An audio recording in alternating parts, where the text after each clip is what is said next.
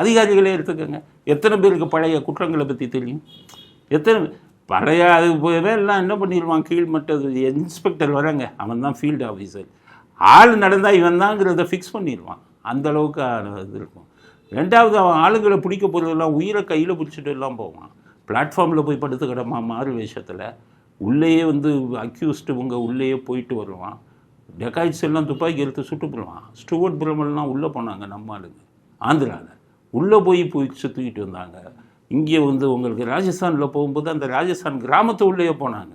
நம்ம இன்ஸ்பெக்டர் கூட ஒருத்தர் சுட்டுட்டாங்க தெரியுமா? நம்ம தமிழ்நாடு போலீஸ்லேருந்து ராஜஸ்தான் போனவங்களை நம்ம ஆளுங்களே தவறுதலாக சுட்டுட்டாங்க. அவங்கெல்லாம் டெக்காய்டி கேங்கு இருக்கிற ஊருக்கே போனாங்க. அப்படி இருந்த வெட்டரன் போலீஸ்காரங்கள்லாம் ரிட்டையர் ஆகிட்டாங்க. இப்போ இருக்கிற புதுவங்களுக்கு இதை பற்றி தெரியாது.